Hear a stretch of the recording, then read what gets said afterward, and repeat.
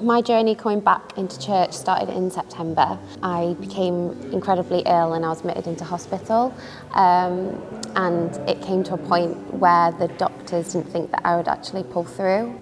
But whilst I was in hospital, I had a lot of signs from God, and it just made me start to think about God. I then started to explore my faith a little bit more. Well, I was in the hospital for a couple of months. I started to go to the chapel there, and a nurse at the hospital was there, and she helped me explore my faith further, and there were some passages that she read to me and parts of the Bible that really spoke to me in my situation. But then when I was getting more healthy, I was able to come home to Chiswick, and that's when I started to come to church here.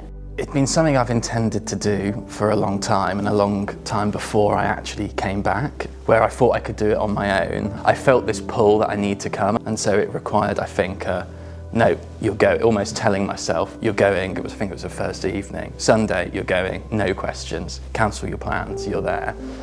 And as soon as I was there, I felt, no, this was the right thing to do.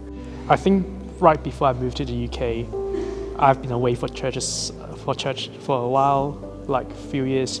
I remember my pastor back in home church says she really see anger in mine.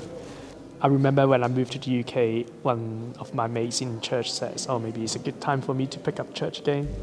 So I signed up to a network called Welcome Hong Kong, and then Levi got me connected to Christ Church. When I actually first came to the service at 10:30, I just felt grounded. I just felt at home because the music really spoke to me, and the songs, and I think looking around and the community and the people and how just friendly and welcoming it was. And to have like a group of people here in Chiswick who I know are there for me is something that I've never had before. I feel the relationship with God is much better because it feels I'm actually acting on it now, and being a sort of active part of a church community. I think in my life at work and sort of personally, it's given me a sort of a confidence to be myself, and actually this is a part of my life that doesn't need to be suppressed or not talked about. You can be quite proud, and sort of week by week, as it becomes a more important part of my life, it's more central, and it's sort of harder to push to one side because quite rightly it's front and central. And then the years passed, and then actually I didn't see much changes until something happened in my life 2 years ago. My brother suffered from a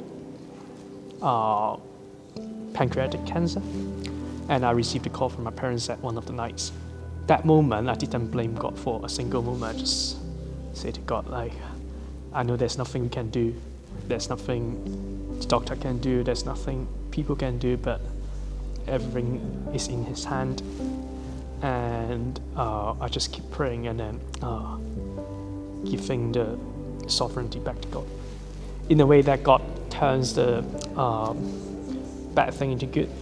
So I was the only Christian in my core family, so I just prayed to God, and I couldn't say anything. I just prayed to God, may you send some angel to talk on behalf of me. I don't know how to tell. And then God sent a lot of people to visit my brother and my family. Right before my brother's gone, he turned to Jesus, and then he got baptized as well. And my parents sees the peace in him as well. They're so shocked and wondered, and they turn to Jesus as well. And then in the coming Easter, they're having baptism as well. So what I can see God in me is when I hold on Him, He just keeps His promise. When I believe in Jesus, He saved my household as well. I would say my journey with God is that He made me feel seen and filled a void inside of me that I had lost for so long. And I don't think I would be here today if I hadn't found God in hospital, because He helped me to fight for the life that I am now. And I'm here, sitting here, standing, and able to jump and dance. And in September, I couldn't do any of that. December 2023, and I examined myself, and there was a lump, which I made an appointment and I went. He examined me and referred me to Charing Cross right away. And they done all the tests that they could do and show I have cancer.